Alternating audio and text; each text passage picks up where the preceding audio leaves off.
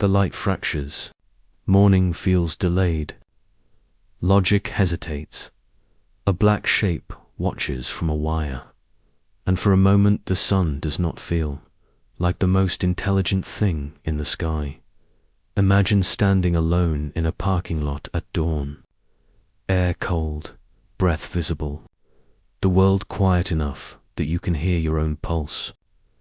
Then a crow lands nearby. It tilts its head, one dark eye fixed on you.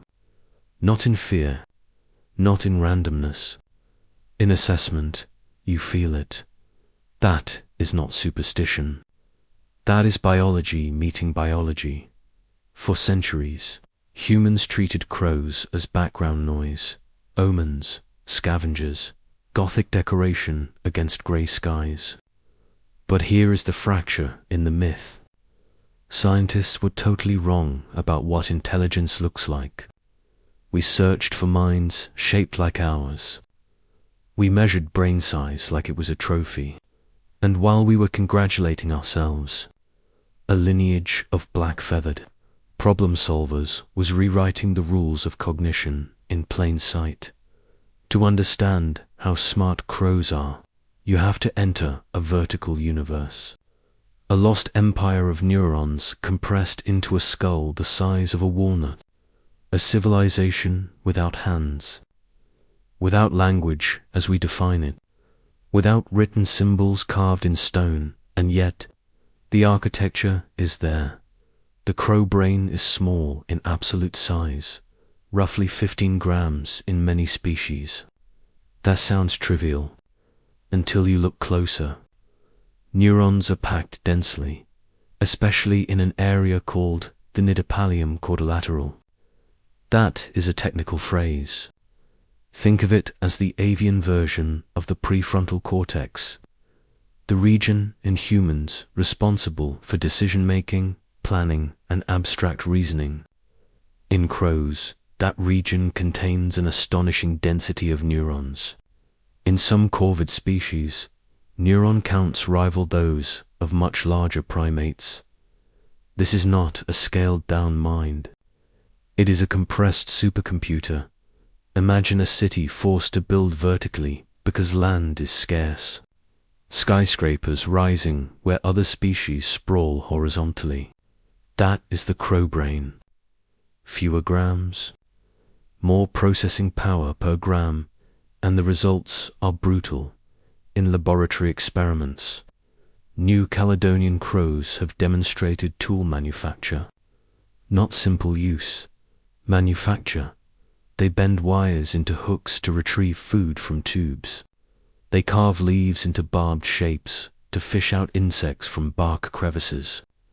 When presented with a straight piece of metal and a problem that requires a hook, some crows will reshape the wire without prior training. Pause, let that settle. They look at a situation they have never encountered before. They imagine a solution. They physically redesign an object to match that imagined future. That is mental simulation. That is foresight. Imagine you are locked in a room. Food sits beyond a narrow gap. On the floor lies a useless stick. You do not panic. You redesign the stick. You create a new tool. You alter the environment. That is what these birds do. For decades, tool use was considered the sacred territory of primates. It was framed as a hallmark of human exceptionalism. Scientists once defined humans as the tool-making animal. Then crows quietly bent metal in a lab, and that definition collapsed. But intelligence is not just about solving puzzles on a table. It is about surviving an unrelenting world in the wild. Crows operate in what can only be described as dynastic networks, family groups that share information across generations. Juveniles observe adults. Skills are transmitted culturally. Yes, culturally. When a crow learns a new foraging trick, others can adopt it through observation. This is social learning. It is the foundation of civilization. Imagine a crow in an urban landscape, traffic roaring, steel and concrete forming artificial cliffs. A walnut lies intact on the asphalt. The shell is tough, a fortress of lignified plant tissue designed to protect a seed. The crow could hammer at it for minutes, wasting energy. Instead, it waits. It drops the walnut in front of a moving car. The tire crushes it with the force of industrial machinery. When the light turns red and vehicles stop, the crow descends to collect the exposed kernel. This is physics, WEAPONIZED. It is the exploitation of human infrastructure as an extension of avian anatomy. The car becomes a surrogate jaw. The traffic light becomes a timing device. The city becomes a co-conspirator. Scientists once dismissed such behaviors as instinct, hardwired, mechanical. But experiments reveal something else. Crows can recognize individual human faces, not just in a general way, specifically, in controlled studies. Researchers wearing particular masks captured and briefly restrained wild crows. The birds responded with alarm calls. Later, when those same masked faces appeared in public spaces, crows scolded and mobbed them. Years later, even without reinforcement, the response persisted. Memory, long-term and socially transmitted. Crows that had never been captured, but had observed the event, also reacted aggressively to the masked face. That means information spread through the group. They created a shared narrative of threat, a mental file labeled dangerous human. Imagine a medieval city with what a guard spots an invader and rings a bell. Word spreads, doors lock, archers prepare. Now imagine that city has wings. The crow brain encodes facial features. It distinguishes one human from another. It categorizes. It updates. And this brings us to the myth. Myth says birds have bird brains. Small, simple, reactive. Reality says brain architecture matters more than brain size. Avian brains are organized differently from mammalian brains. They lack the layered neocortex that humans possess. For a long time, that absence was interpreted as a deficit, as if evolution had handed birds a lesser blueprint. But neurobiological research has shown that avian brains achieve similar computational outcomes using different structural arrangements. The pallial regions in birds perform functions analogous to the mammalian cortex, even though they are arranged in nuclear clusters rather than layered sheets. Different blueprint, similar power. It is convergent evolution. Separate lineages discovering parallel solutions to the problem of intelligence. Imagine two engineers separated by continents. One builds a cathedral with arches. The other constructs a suspension bridge with cables. Different materials, different geometry. Both span the same river. Crows and humans diverged from a common ancestor over 300 million years ago. Since then, evolution has conducted two independent experiments in complex cognition and in the black feathers of a crow. You are witnessing one of those experiments reaching astonishing heights. But intelligence is expensive. Neurons demand energy. The brain consumes disproportionate metabolic resources. In humans, roughly 20% of resting metabolic energy fuels the brain. In birds, especially corvids, the energetic cost is also significant relative to body size. That means intelligence must pay for itself. It must translate into survival advantages. So where does that advantage appear? Conflict, always conflict. Crows face predators, hawks, eagles, mammalian carnivores. They face competition from other birds. They face seasonal scarcity. They face human hostility, poisoning, shooting, habitat loss in this unrelenting arena. Intelligence becomes both shield and sword. Crows engage in mobbing behavior against predators. When a hawk perches in a tree, crows gather. They scream. They dive bomb. They harass relentlessly. The hawk, designed as a silent assassin with talons like curved daggers, becomes overwhelmed by coordinated noise and aggression. This is not random chaos. It is strategic harassment to drive away a threat. Now imagine you are that hawk. You land, thinking yourself apex. Within seconds, the sky fractures with black wings and harsh calls. You are outnumbered, outmaneuvered. You retreat. That is collective defense. Social intelligence translated into physical survival. Crows also demonstrate episodic-like memory. In controlled settings, scrub jays, close relatives of crows, cache food in multiple locations. They later retrieve perishable items before they spoil and leave non-perishable items for later.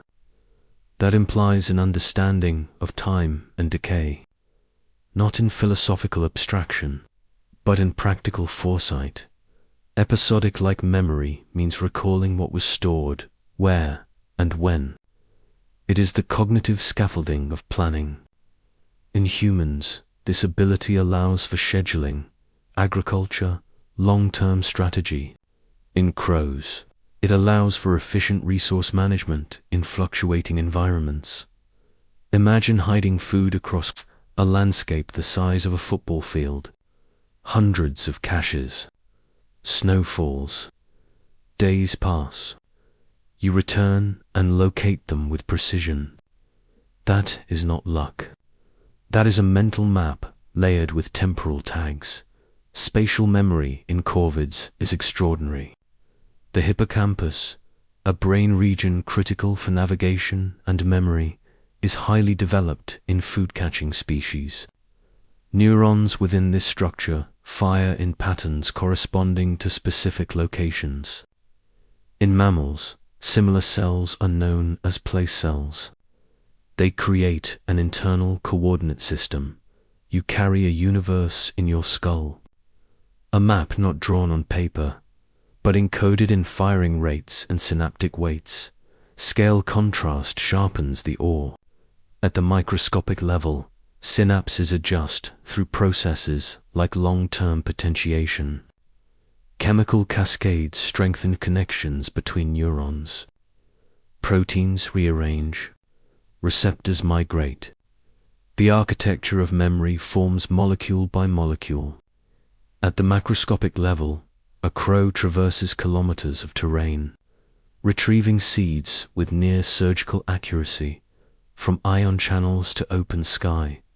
But perhaps the most unsettling aspect of crow intelligence is their capacity for problem-solving in sequences. In multi-step tasks, crows have demonstrated the ability to use one tool to obtain another tool, which is then used to access food. That means end reasoning. It requires holding a chain of contingencies in working memory. Imagine you see food locked in a box.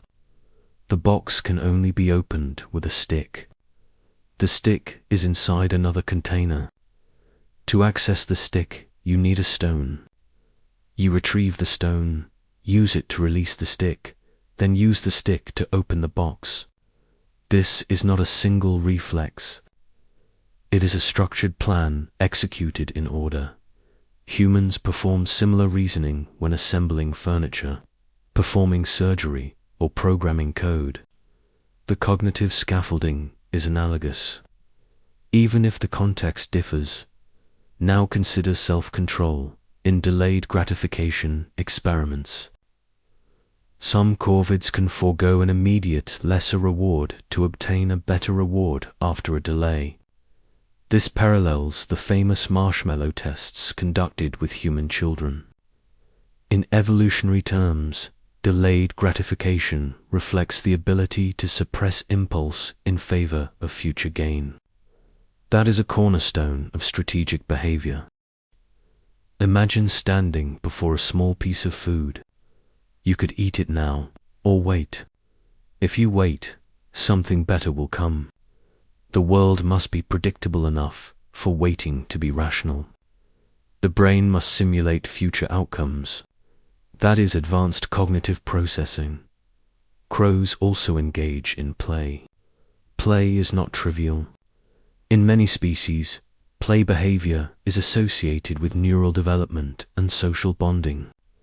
Young crows slide down snowy roofs, manipulate objects, tease other animals.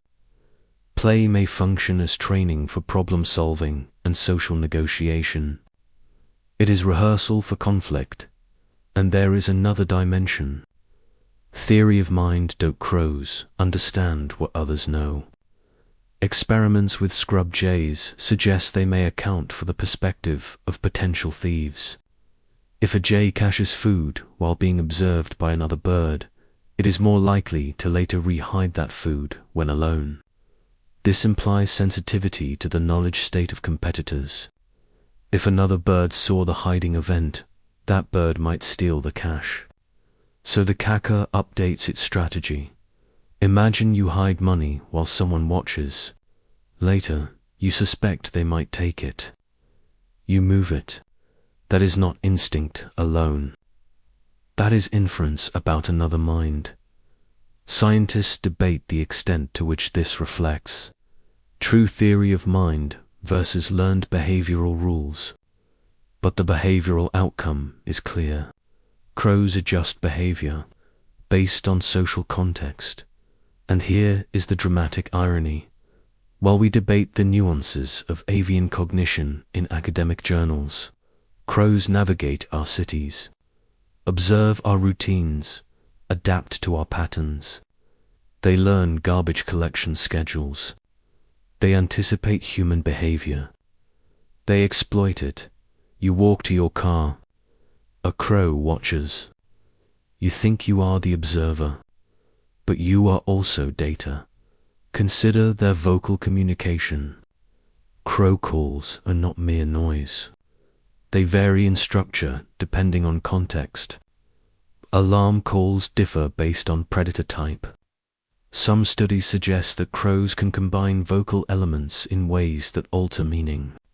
Not language in the human sense, but flexible signaling systems that convey nuanced information. Sound becomes a weapon, a warning, a recruitment signal. Imagine a forest at dusk, wind in branches, then a sharp, repeated call, silence. Other crows respond. The sound ripples outward like a broadcast across an invisible network. A predator moves below, unaware that its presence has been logged and transmitted. Pause. In that silence between calls lies a computation, a decision to vocalize, a calculation of risk. There is also evidence of grief-like behavior. Crows sometimes gather around deceased They vocalize, observe, sometimes avoid the area afterward. Researchers interpret this as information gathering about potential danger. But the scene carries emotional weight. A black parliament assembled around still feathers, studying death, updating memory. Intelligence here is not sterile logic. It is embedded in social fabric. Now let us dismantle another myth. The myth of linear hierarchy. That intelligence increases neatly from fish to reptiles to birds to mammals to humans. Evolution does not climb a ladder. It branches. It experiments. It recombines. Birds evolved from theropod dinosaurs. Yes, The lineage that once produced creatures, like Tyrannosaurus, now produces crows perched on streetlights. The same deep time that shaped giant skeletal titans also shaped compact feathered strategists. Within that lineage, neural complexity flourished. Scale expands again. Millions of years compress into seconds. Synapses fire. A crow solves a puzzle, and yet there is something even more unsettling. Crows recognize themselves in mirrors. The evidence is mixed. Some corvids show behaviors suggesting limited self-recognition, but results vary by species and methodology. What is clearer is that crows possess metacognitive-like abilities. In certain experiments, they can opt out of difficult trials, suggesting awareness of their own uncertainty. That is a form of cognitive monitoring. Imagine knowing that you do not know. That is a high-order capacity. Crows can categorize objects, discriminate between quantities, and even perform basic numerical tasks. In laboratory settings, some have demonstrated the ability to distinguish between different numbers of items and respond accordingly. The underlying neural mechanisms likely involve specialized circuits for magnitude, representation, from counting seeds to counting threats. All of this unfolds in a creature weighing less than a kilogram. A body built for flight, hollow bones reinforced by struts like cathedral glass, muscles arranged for explosive takeoff, feathers that manipulate air like living fabric. Every gram matters. Every joule of energy is accounted for within that aerodynamic chassis. Evolution installed a mind capable of abstraction. Conflict again sharpens the story. Urban environments are chaotic. Noise pollution, light pollution, moving vehicles. Crows not only survive there, they thrive. They exploit anthropogenic resources. They nest on buildings. They adjust feeding times. Some studies suggest that urban crows exhibit reduced fear responses to humans compared to rural populations, indicating behavioral flexibility. Flexibility is survival. Imagine two populations facing the same expanding city. One clings to old patterns and declines. The other adapts, rewires behavior, exploits new niches. The second lineage expands. Crows belong to that second lineage. But here is the curiosity gap. How far can this intelligence go? Are we witnessing the upper limit of avian cognition, or just a visible fraction of a deeper capacity? Could corvid minds, given different evolutionary pressures, have built something closer to what we call civilization? They already build cultures of behavior. They transmit knowledge. They solve novel problems. They plan, they deceive. They remember deception. Yes, in competitive contexts, crows can engage in behaviors that resemble tactical deception. For example, when catching food, they may pretend to hide it in one location, while actually concealing it elsewhere, if they suspect observation. That is misdirection, a false signal deployed to protect resources. In evolutionary terms, deception emerges when social systems become complex enough that manipulating information yields advantage. It is an advanced strategy. It requires modeling what another individual perceives. Imagine holding two maps in your mind. One of reality, one of what your rival believes reality to be. You adjust your actions accordingly. That is mental layering. Now consider the physics of flight paired with cognition. Flight grants access to vast spatial ranges. A crow can survey territory from above, track patterns, memorize routes. The combination of aerial perspective and cognitive mapping produces a formidable forager. From a rooftop, a crow watches garbage bins being placed outside on specific days. It associates temporal patterns with reward availability. The next week, it arrives before the bin lid even closes. This is predictive modeling at the cellular level. Neurotransmitters like dopamine modulate reward circuits. Successful problem solving reinforces neural pathways. Behavior becomes more efficient over time. Synaptic plasticity sculpts the brain in response to experience. The crow is not static. It is constantly updating. Scientists once underestimated birds because their brains look different from ours under the microscope. But function is what matters. Electrical impulses traveling along axons do not care about our assumptions. They propagate or they do not.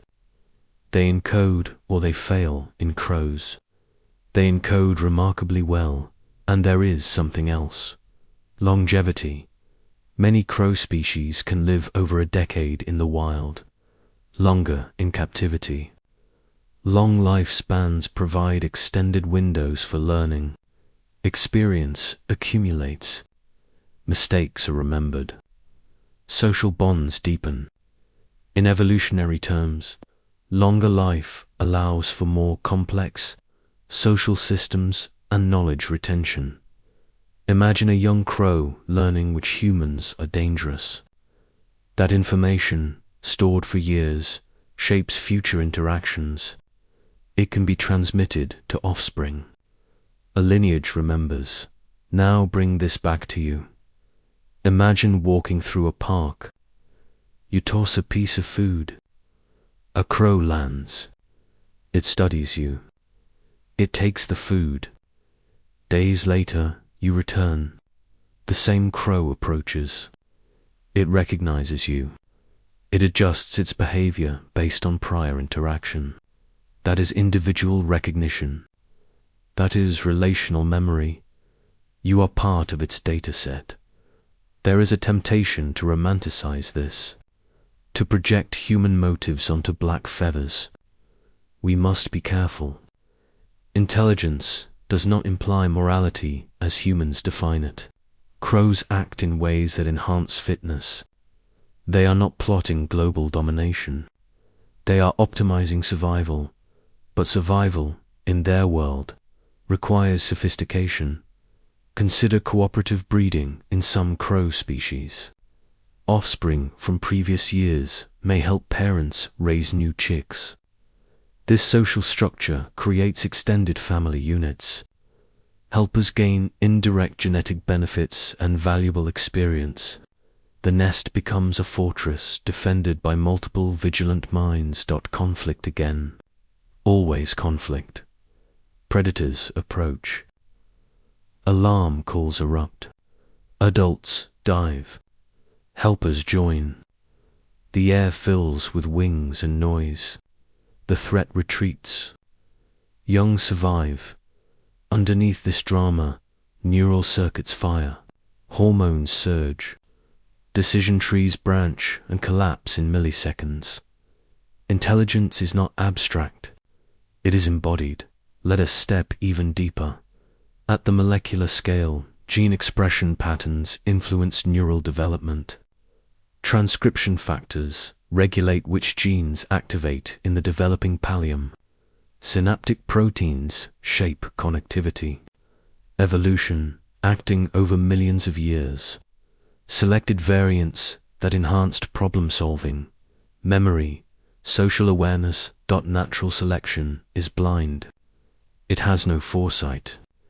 Yet through differential survival and reproduction, lineages with advantageous neural architectures persisted. The result is a bird on a wire, assessing you with unblinking gaze. Now we confront the philosophical edge. If intelligence can arise in a brain so structurally different from ours, what does that say about the nature of mind? Perhaps consciousness, planning, and memory are not fragile accidents, but robust solutions to complex environments. Perhaps, given sufficient ecological pressure and time, cognition blooms in multiple forms. Crows represent one such bloom, but remember the atmosphere of that cold morning, the light that felt delayed, the sense of being watched. That feeling is ancient. Our ancestors evolved under the gaze of predators. Being observed often meant danger. When a crow watches you, some deep neural circuitry in your own brain responds. You recognize agency. You sense evaluation. Two intelligences meet, briefly, across species, and yet, the crow does not see you as a philosophical puzzle. It sees a potential threat, or a food source, or a neutral entity. It categorizes, it updates. Scientists were wrong when they thought intelligence required a primate hand, a layered cortex, or a certain skull size. Intelligence is not a single ladder with humans at the top. It is a landscape. Peaks rise in different places. Crows occupy one of those peaks. Now imagine a future city. Glass towers. Autonomous vehicles. Humans immersed in digital networks. Above, on ledges and antennae, crows perch. They observe new patterns. They adapt again. They always have. There is no grand ceremony for their achievements. No monuments carved with their names. Yet in forests, fields, and urban grids, they solve problems daily that would challenge a human child. The final image is simple. A crow takes flight at sunset, wings cut through orange light. Below, a world of predators, prey, machines, and memory. Within its skull, billions of synapses shimmer with electrochemical possibility. It carries maps, faces, grudges, strategies. It carries culture in the vast timeline of Earth, where continents drift and species vanish. Intelligence has surfaced in many forms and faded in many more. The crow lineage endures, adaptable, observant, relentless. The sun sets. The wire is empty. Somewhere in the dark, a mind recalculates, and perhaps the most unsettling truth is this. In a universe that often feels cold and indifferent, cognition keeps emerging. In scaled giants of prehistory, in oceanic titans, in mammals with opposable thumbs, and in black-feathered strategists who turn traffic into tools. Life does not just survive. It thinks. If you have walked with me through deep oceans, prehistoric skies, or the brutal mathematics of survival before, you already know this pattern. Every ecosystem hides minds we underestimate. Every lineage guards secrets we once dismissed. The crow is not an omen of death. It is evidence. Evidence that intelligence is not ours alone. Evidence that evolution, given time and pressure, sculpts awareness from flesh and feather. Evidence that even in a world where sunlight seems to falter and logic feels fragile, something is watching, learning, adapting. In that watching, there is both comfort and unease, because when the crow tilts its head and fixes you with that dark, reflective eye, you are not just observing nature. Nature is observing you back.